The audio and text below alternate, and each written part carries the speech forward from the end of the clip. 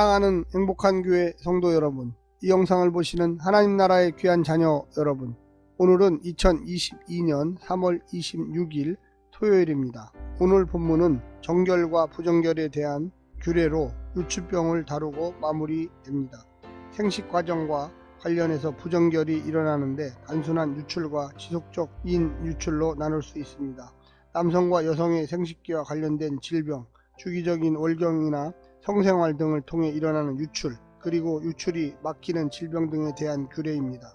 제의적으로 부정한 것으로 간주되어 유출병에 걸린 사람은 진영 밖에 거주하게 하고 성물을 먹을 수 없도록 한 것입니다. 고대인들은 창조적 능력이나 치료의 도구로 사용되었기 때문에 남성의 정액을 아주 특별하게 생각했습니다. 하지만 성경은 그런 미신적 가르침에 전혀 관심이 없으며 남성 성기를 통해 설정하는 모든 일상적 경우와 비정상적인 유출, 즉 성병이나 질환을 제의적인 관점으로 접근합니다.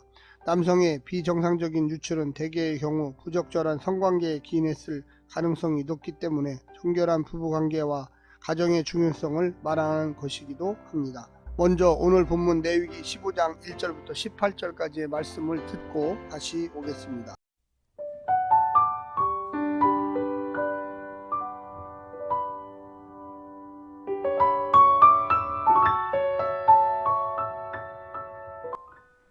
레위기 15장. 여호와께서 모세와 아론에게 말씀하여 이르시되 이스라엘 자손에게 말하여 이르라. 누구든지 그의 몸에 유출병이 있으면 그 유출병으로 말미암아 부정한 자라. 그의 유출병으로 말미암아 부정함이 이러하니 곧 그의 몸에서 흘러나오든지 그의 몸에서 흘러나오는 것이 막혔든지 부정한즉 유출병 있는 자가 눕는 침상은 다 부정하고 그가 앉았던 자리도 다 부정하니 그의 침상에 접촉하는 자는 그의 옷을 빨고 물로 몸을 씻을 것이며 저녁까지 부정하리라. 유출병이 있는 자가 앉았던 자리에 앉는 자는 그의 옷을 빨고 물로 씻을 것이요 저녁까지 부정하리라. 유출병이 있는 자의 몸에 접촉하는 자는 그의 옷을 빨고 물로 몸을 씻을 것이며 저녁까지 부정하리라. 유출병이 있는 자가 정한 자에게 침을 뱉으면 정한 자는 그의 옷을 빨고 물로 몸을 씻을 것이며 저녁까지 부정하리라. 유출병이 있는 자가 탔던 안장은 다 부정하며 그의 몸 아래에 닿았던 것에 접촉한 자는 다 저녁까지 부정하며 그런 것을 옮기는 자는 그의 옷을 빨고 물로 몸을 씻을 것이며 저녁까지 부정하리라.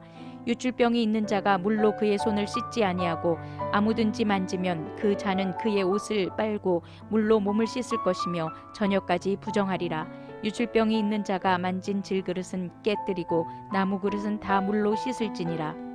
유출병이 있는 자는 그의 유출이 깨끗해지거든 그가 정결하게 되기 위하여 이레를 센 후에 옷을 빨고 흐르는 물에 그의 몸을 씻을 것이라. 그러면 그가 정하리니 여덟째 날에 산비둘기 2마리나 집비둘기 새끼 2마리를 자기를 위하여 가져다가 회막문 여호와 앞으로 가서 제사장에게 줄 것이요 제사장은 그 1마리는 속죄제로 다른 1마리는 번제로 드려 그의 유출병으로 말미암아 여호와 앞에서 속죄할지니라.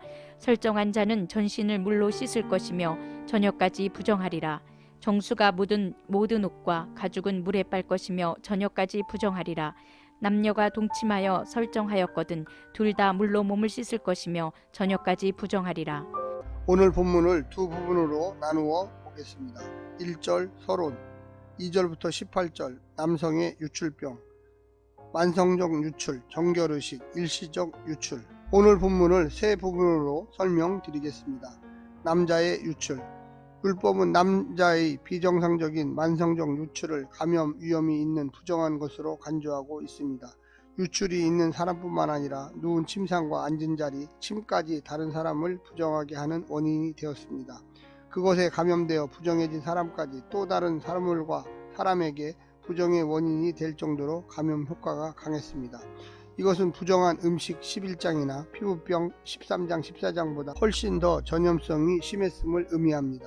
하지만 부정의 기간은 하루에 불과했고 접촉을 통해 부정해진 사람이나 사물은 씻음을 통해 다시 정결해질 수 있었습니다. 질그릇의 경우엔 깨뜨려야만 했습니다. 따라서 유출로 인해 부정해졌더라도 피부병 환자와 달리 격리되지 않고 가족과 함께 살 수 있었지만 부부간의 성적 접촉은 허용되지 않았습니다.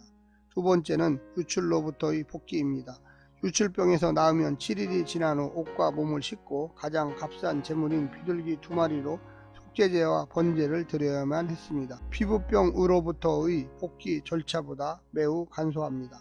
사정과 성행위는 양쪽 배우자를 모두 하루 종일 부정하게 하였습니다. 그들은 제사 없이 몸을 씻고 정수가 묻은 옷을 빤 후 하루를 기다리면 정결하게 되었지만 정상적으로 동침한 부부라도 당일 회막 예배에는 참석하지 못했습니다. 마지막 세 번째입니다. 유출과 부정.